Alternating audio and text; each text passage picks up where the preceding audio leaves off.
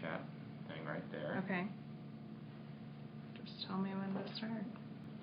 Once we hit 2, Mean is our floor director. He's going to point at you. Fantastic. Okay.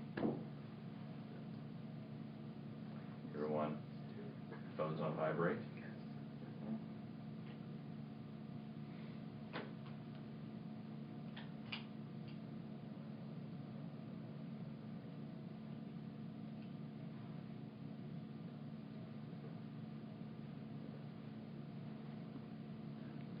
I think so.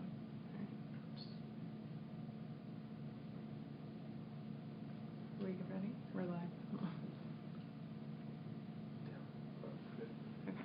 Hello, my name is Tracy Jasinski. I'm a nurse practitioner at the Nebraska Medical Center with the epilepsy program. I work with Drs. Madhavan and Dr. Murr, and I'm going to talk to you today about what to do when someone has a seizure. Before we go into what to do when somebody has a seizure, it's important to know that there are different types of seizures. One is called generalized tonic-clonic seizure. That is otherwise known as a grand mal seizure. There are also other ways seizures can present. People may fall, have high pitched vocalizations, they may appear confused, and may stare. These are other types of seizures. First, we'll discuss what to do during a generalized tonic-clonic or a grand mal seizure. These seizures are very scary for bystanders to watch. Typically, people may kind of panic and freeze when these occur. These are what you see on TV a lot or on the movies where somebody drops to the ground and starts violently convulsing. These are very scary if you've never seen one before. Again, people fall to the ground, they may stiffen and then start to convulse. They can have grunting or snoring noises when the seizure is happening. They can bite their tongue, and this may possibly cause bleeding. They can also appear to stop breathing briefly, and this may cause their face to appear blue. And they can lose control of their bowel or bladder as well. First of all, during this type of seizure, stay calm and don't panic is your best bet at first. Do not leave the person alone who's having a seizure. If they are lying down already, just keep them comfortable and try to turn them to their side if possible. If they are standing when this occurs, try to lower them to the ground and again turn them to their side. If they are in a chair, if you're able to, if they're a heavier set person and you're unable to lower them to the ground, then gently try to turn them on their side, even in the chair. The purpose of moving a patient to their side during a seizure is to prevent aspiration should they vomit or have a lot of drooling or bleed, and to prevent this from getting into their lungs possibly. When you do turn a patient having a grand mal seizure on their side, take care to kind of watch their face so it doesn't go into the ground. If it's happening where they're on concrete or a hard surface such as that, you could place a towel or a hooded sweatshirt under their head for protection. And if they're on a bed, ensure their face doesn't go into a pillow. This can, of course, impair their airway. You would want to move any items away from the patient or person, such as furniture, remove any sharp objects around where if they convulse, they could hurt themselves with it, or if they have a pen in their hands, try to take that out of their hands so they don't injure themselves with that. And also remove eyeglasses or loosen any like scarves or tight neckties during a grand mal seizure. Basically, you want to ensure the person's safety and prevent aspiration. And another thing you can do when somebody is having a grand mal seizure is to keep tabs on how long the seizure lasts. Again, stay with the person throughout the seizure and know of course, call 911, and specifics on when to call 911 will be discussed later.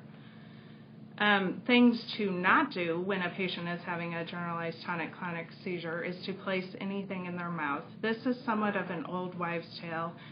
There was once a belief you should place something such as a wallet or the like in somebody's mouth during a seizure.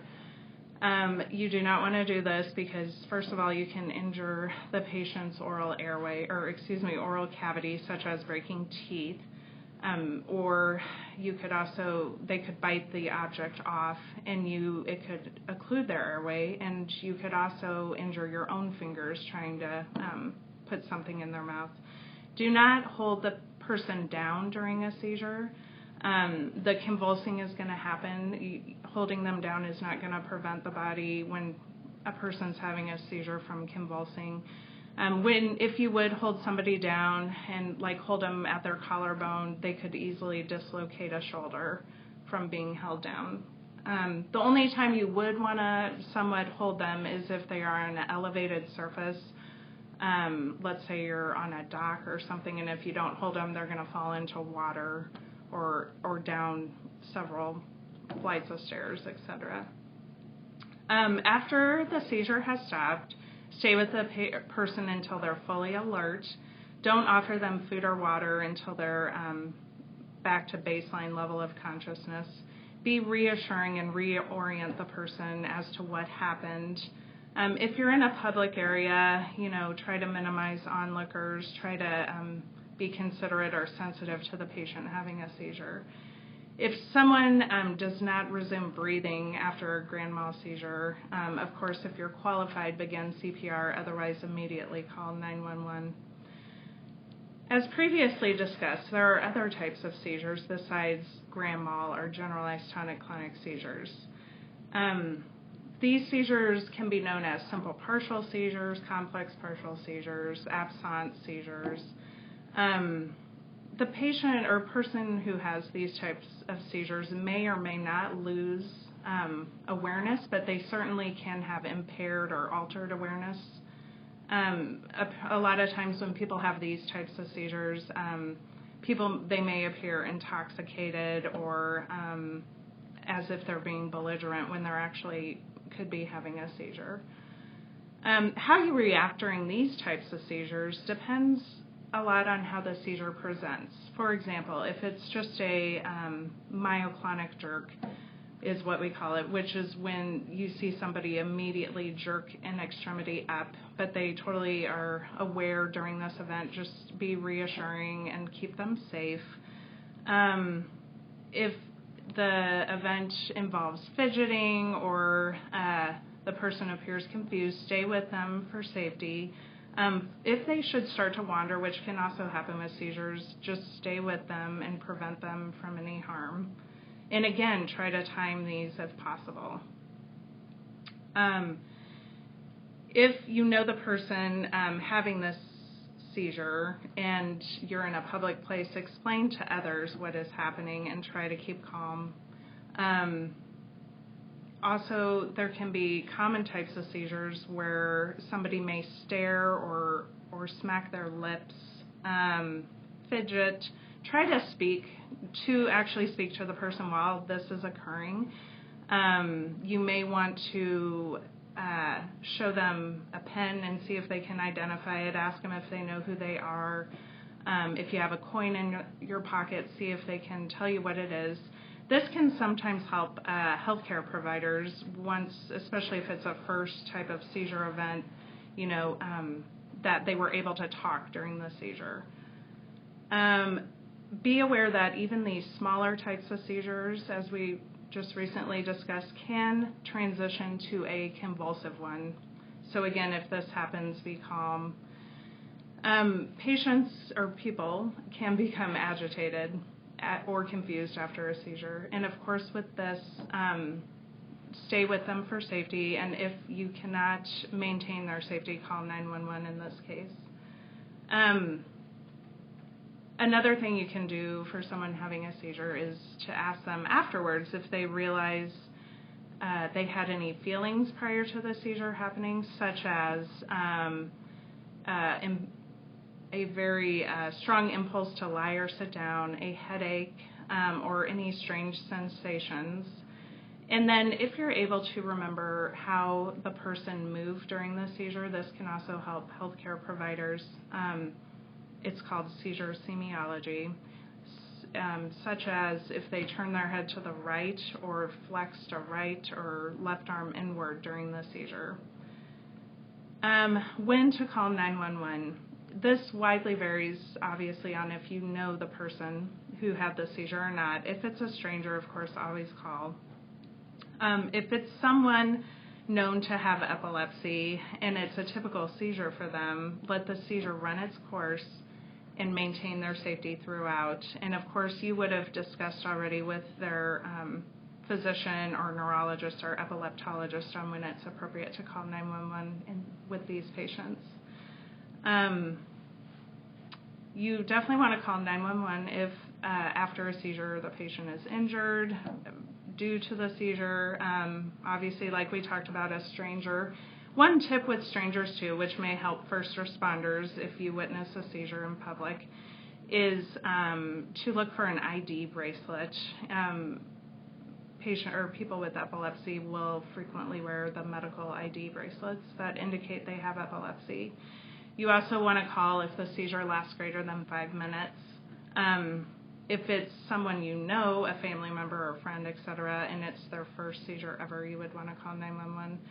If they aspirate on vomit or blood, that's another reason to call 911. Or, of course, if the person is pregnant or diabetic, has a seizure immediately after a blow to the head or a car accident, or after ingesting a chemical or drug. Other times to call 911 is if a seizure, someone with known epilepsy, a seizure occurs shortly after the other one without the person regaining consciousness in between the seizures. Obviously, if the person is unable to be awake or regain consciousness after the seizure, or if you have any concerns, better to be safe than sorry, of course. All of these factors can be discussed with a neurologist or epileptologist as well on specifics, because when to call 911 can be very specific to each patient or person. In summary, during a seizure, keep calm, do not panic, stay with the person having the seizure. If it's a person with known epilepsy, let the seizure run its course and maintain their safety throughout. Do not hold them down or put anything in their mouths, as we discussed. Time the seizure if possible and know when to call 911. There's a few questions that are frequently asked in regards to what to do during a seizure.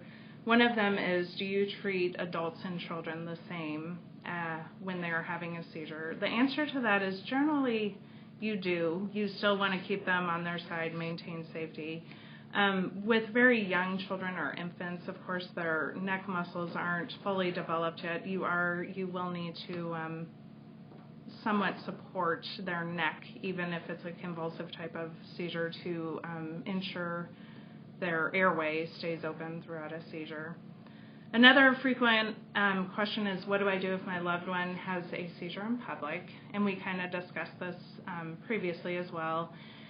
And the answer to that is, again, be sensitive to the person having the seizure. Should they have an accident and wet themselves or lose control of their bowels, of course, cover them up, maintain their dignity, and prevent embarrassment to that person. If they're having one of the seizures where it appears they're confused or intoxicated, just calmly explain to others what's happening so somebody doesn't assume that they are being inappropriate when they're actually having a seizure. Another frequently asked question is, what can people do to prevent or avoid triggers to have a seizure? This is somewhat difficult to answer because, again, epilepsies and seizures are can be very specific and vary. If it's a person who has known epilepsy, of course, big preventative thing is to take your seizure medications as prescribed, avoid alcohol, caffeine, practice good sleep hygiene. Missing sleep is a trigger for seizures. Manage stress the best you can. It's very difficult to do that, but that's another recommendation. And some people have specific triggers, such as certain lights, flashing lights. It's just good to avoid any of those triggers. If it's somebody who's never had seizures, it's difficult to just say what any of us could do to prevent seizures. But the best thing to do is to just stay, if you ever see somebody having one, stay calm, know when to call 911, or if not sure, definitely contact first responders to come. This concludes my webinar on what to do when someone is having a seizure. If you have further questions or concerns, you can definitely contact us at Nebraska Medical Center and contact our clinic if you have any other concerns for you or others who suffer from seizures.